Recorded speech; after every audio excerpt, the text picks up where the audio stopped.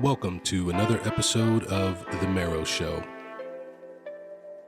presented by Marrow Ministries, hosted by Luke Walker, Nick Kennicott, and Alexander Wade.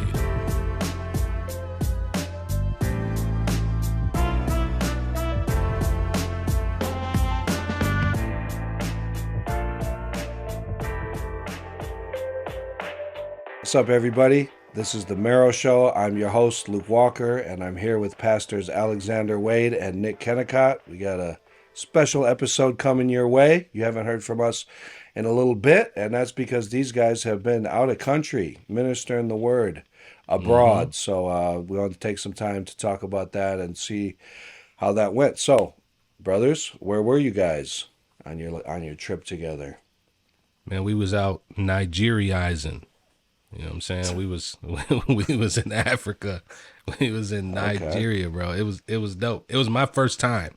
All right. So, for me, my experience probably is going to be a little different than how Nick would talk about it, because, he's pretty much on his path to being an African American, technically. So he's been so many times, so his experience will be different. But yeah, Nigeria, first time. It was dope. Okay, word. First time in Africa then, is that right? Yeah, man. First time in Africa, never stepped foot on the continent. And then, man, as soon as I got there, man, I knew it was something. It was like, I don't know. It was like I had vibranium in my system, and it was vibrating with the land frequencies. I don't even know what I'm saying right now, but it was special. Oh, word. Yeah, I'm sure you heard the voices of the ancestors. It was, man. It was. Luckily, the ancestors was just right there. They was walking around. They had sandals on. It was all good. So, very good. Okay, your first time, Pastor Nick. Not your first time. You have some history in Nigeria. Can you tell us a little bit about the ministry you have there? In 2010. I was trying to find a way for the church I was pastoring at the time to be involved in international missions, and we didn't have anything going on other than sending money to a few missionaries, and I wanted to get more involved, hands-on, more practical work of missions. And I met a guy who had been traveling to Nigeria for several years, working with an orphanage and doing several other projects there, so I just tagged along with him that year. And when we got there, worked at the orphanage, went out to a bunch of bush camps, some outreach evangelistic ministry with the Fulani Muslims. And that was about 10 days. Went home, came back the next year, and hosted a pastor's conference. And we had about 100 guys show up for that. And we did a 4-day pastor's conference. It was very successful. It went really well, and there was a lot of interest. Came back the third year and did another pastor's conference. We had about double the number of attendees that time, and realized at that point in 2012, there is a lot of interest for what we're doing, but the theological situation in Nigeria, West Africa, and Africa in general is it's problematic, to say the least, and so we wanted to have a more lasting impact. So after my trip in 2012, I came up with a plan for a 3-year training program for men who were either in or interested in being in ministry.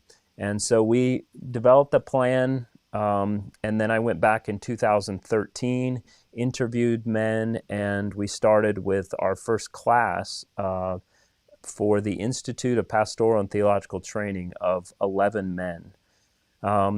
After that, I went back 14, 15, and 16, and 13, 14, and 15, I taught all of their classes while I was there. The remainder of them, they listened to lectures from Reformed Baptist Seminary that let us use their lectures. They listened to those lectures on solar-powered MP3 players, and then we brought all the books. I had a team, different people each time, but a team of people, and so we'd bring all the books the men needed for their classes. Eventually, we switched that over to Amazon Kindle tablets and tried a few different ways of getting things to them a little more easily. 2016, we had our first graduating class, which was 5 men. And that same year, I purchased a plot of land, and we dedicated the land and started a building project.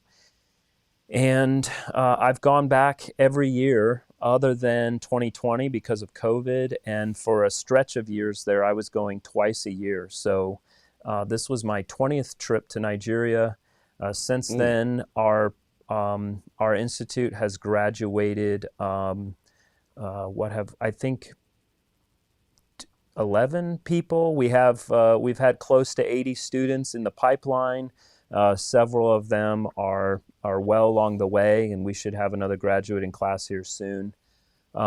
We have our academic building is near complete, 3 classrooms, library, administrative space. Our guest house for visiting lecturers is nearly complete, 4 rooms and a great room for gathering, campus manager's office. And then this time around, we bought a bunch more land, so I own about 2 acres of land there, have the property, and have 8 faculty and staff members, and it just continues to grow. We had over 60 students this last time gathering for classes while we were there. So that's it. The basic story is we've had a seminary going there since 2013, so 10 years later.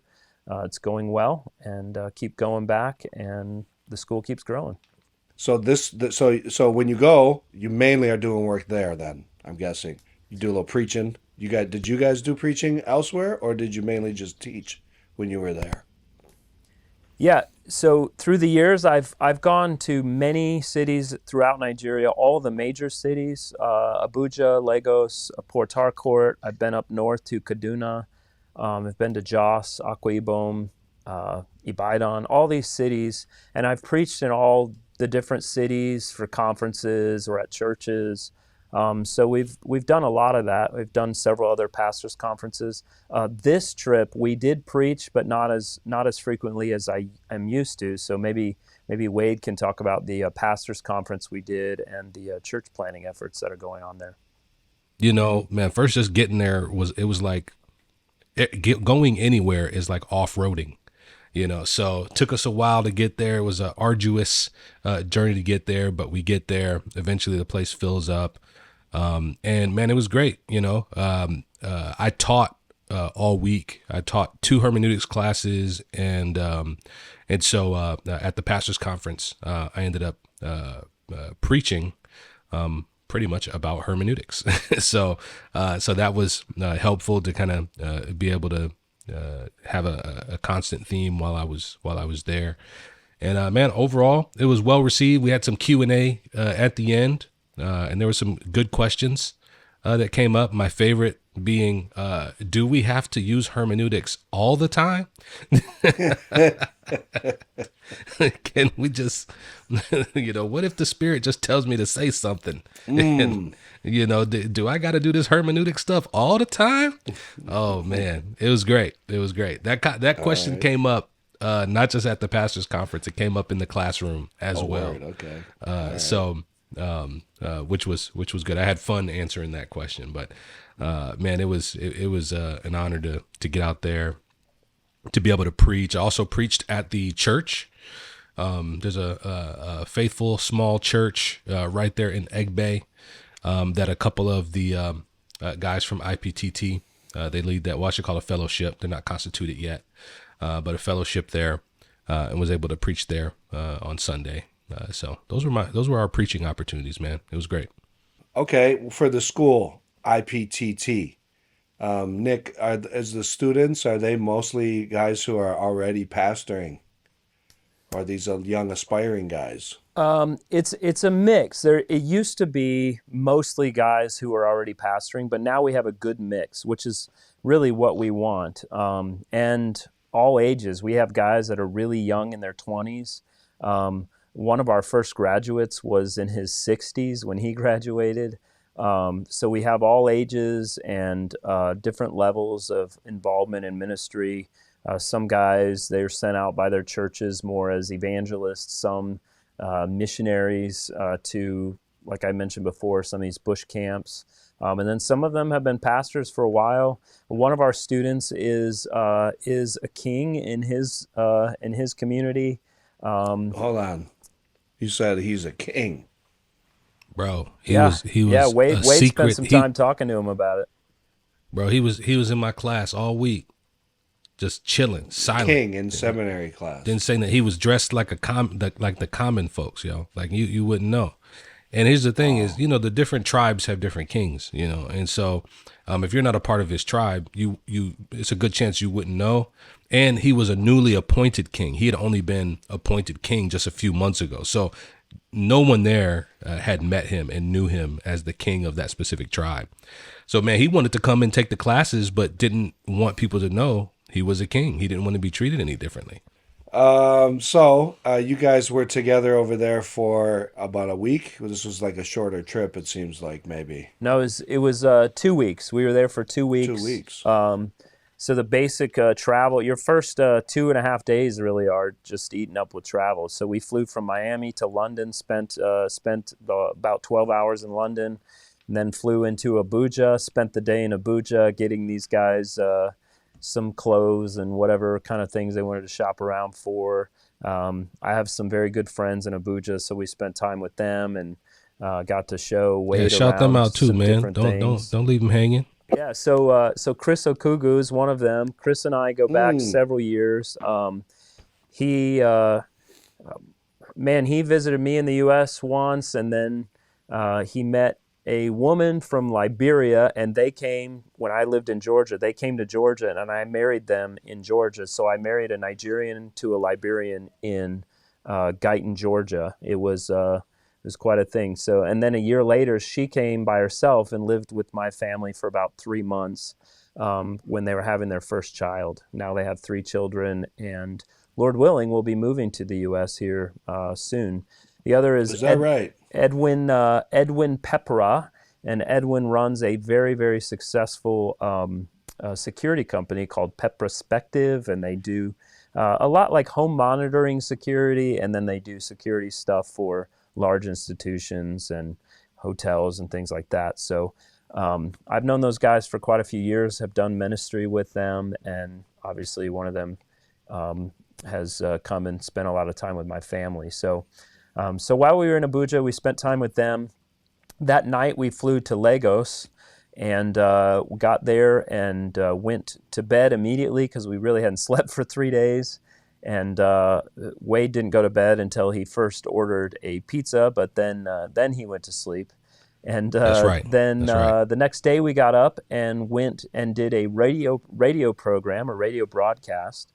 And the fun thing about that was the radio station is actually owned by one of Africa's biggest named Word of Faith prosperity preachers. He owns the station.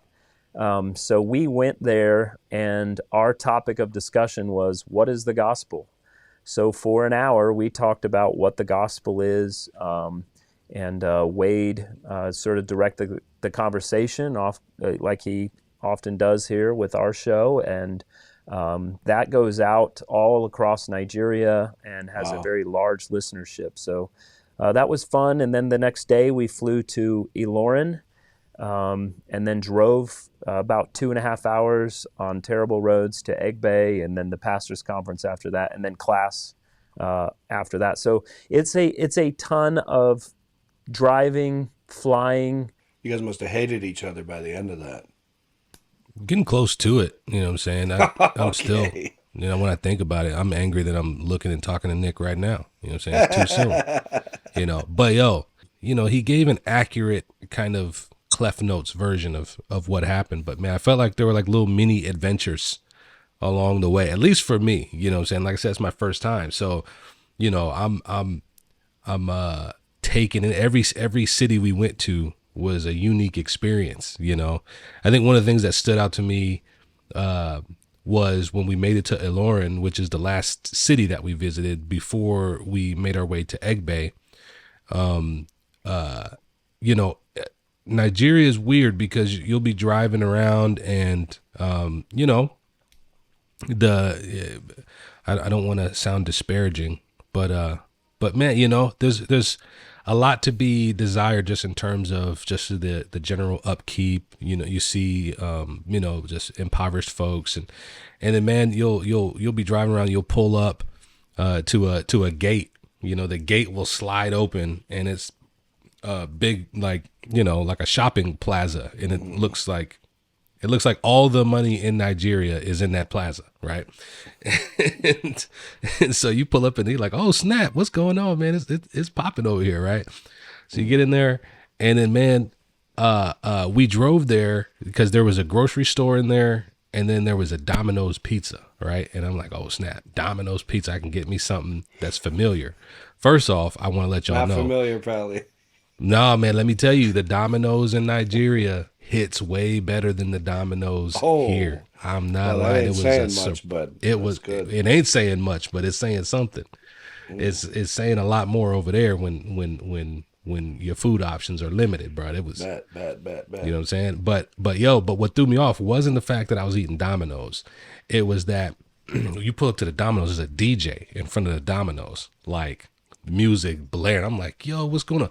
People walking into the Domino's. I'm talking the best that they got on their best, not even their Sunday best. They got on their graduation clothes, their wedding clothes. They got on whatever the best thing that they own. They got it to go to Domino's. So I asked Alamide, I said, yo, what's up with everybody? Why's everybody dressed like this to go to Domino's? They got a DJ out front, like what's going on? He explained it to me. He was like, yo, he said, people don't have a lot of money out here. Many of the people earn and live on less than $2 a day. So, and now the pizza don't cost less than $2. The cost of the pizza is not a lot cheaper than it is getting a pizza in the US. So if you could imagine, what it meant for a guy to take his girl out to Domino's and spend $10, the equivalent of $10 on a pizza. That's like a big flex. That's a huge deal. That's like I got you, girl. You know what I'm saying? I can take care of you. Look at this pizza, right? So they go all out whenever they go out, man, because it really is a luxury, even to be able to go out and enjoy a nice evening at Domino's. So that was cool, man. It was a cool little piece of cultural context I got to take in while in the Lauren before we got to Egg Bay, and they ain't got no stores like that in Egg Bay. Oh yeah, that's fun. You got to go haggle and do your best acting. I always enjoy that. I think, Luke, maybe I can give a little background. Wade brings up something about the economic situation that's actually really important to think about.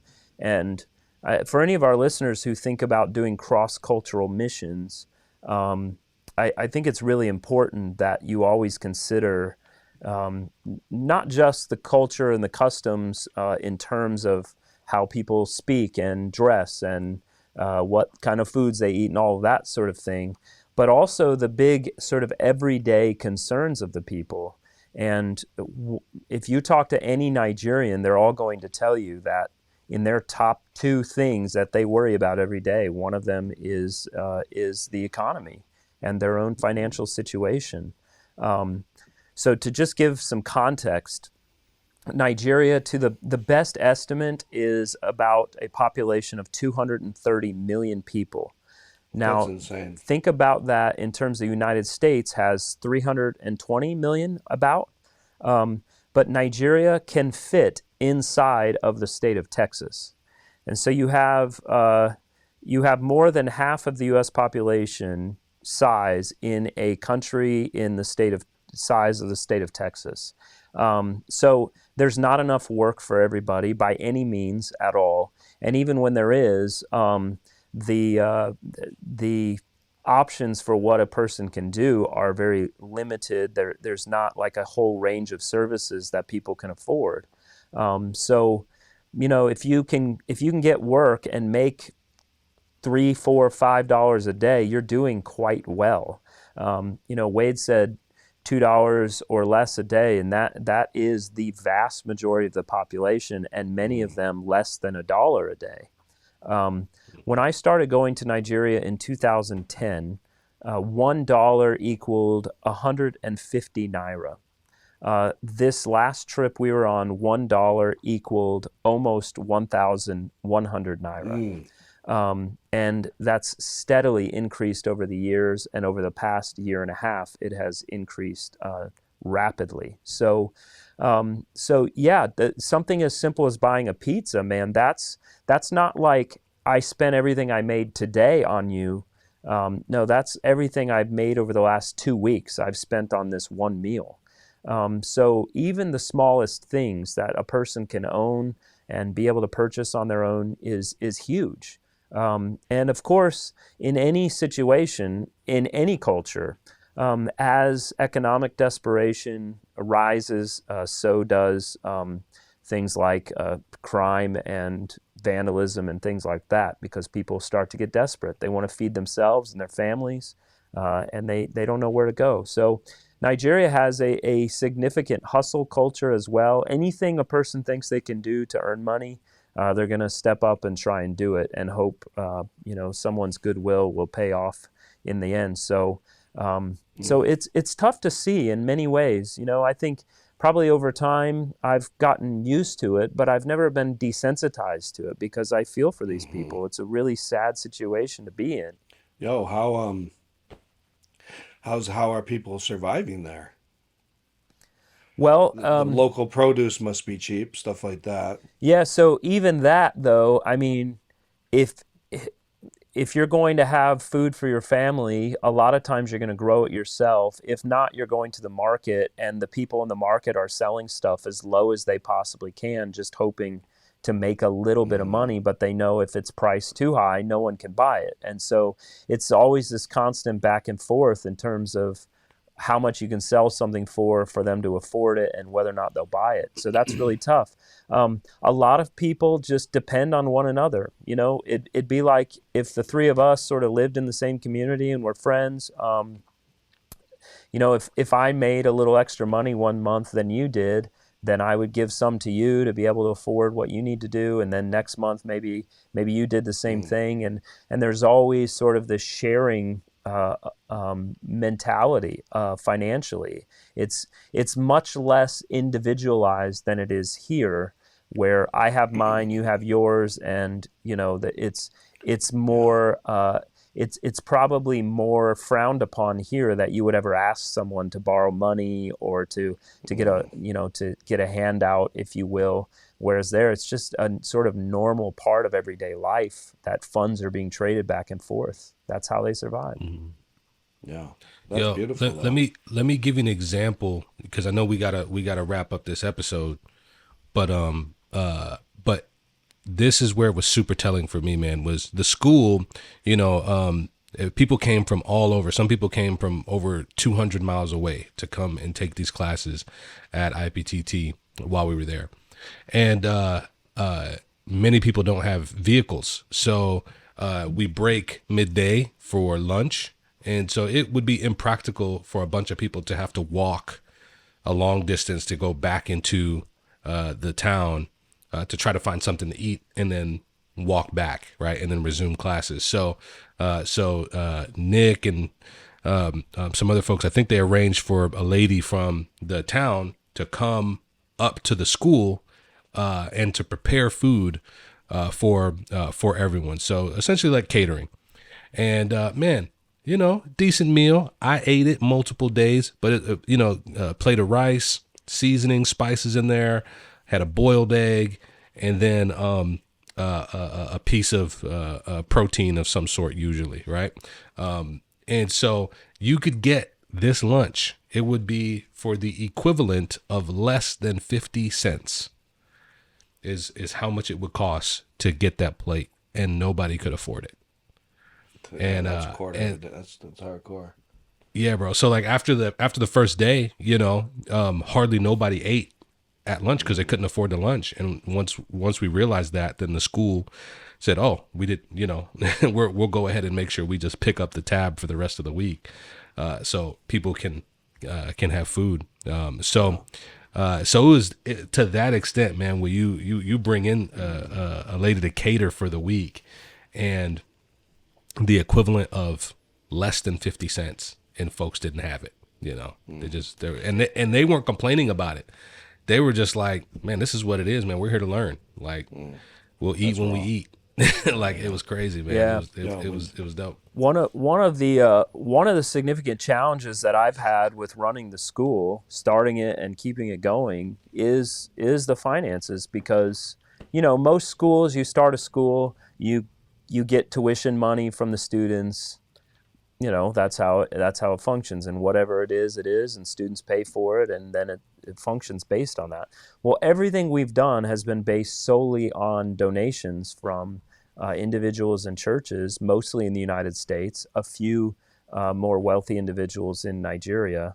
But one of the challenges we're facing as we look into the future is how long can we sustain this just based solely on donations? Because it's not a situation where we're ever going to have students who have enough money to pay a significant tuition to where operating costs can be recouped. And so we've had to think of other ways that maybe in the future we'll be able to have a constant flow of income from maybe a side business or something like that.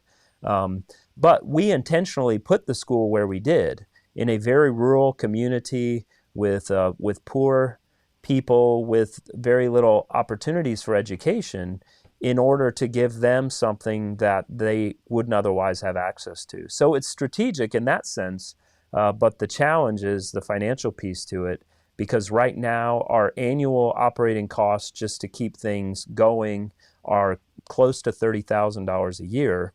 And that's on top of all the money we've had to raise to build our buildings and buy our land, and everything that goes into that, like transportation and all of those sorts of things that become a challenge too. So the vast majority of my time spent on and in Nigeria now is working through those kinds of issues, shaking hands, kissing babies, all of that, doing all the political piece. That's a huge part of the job now.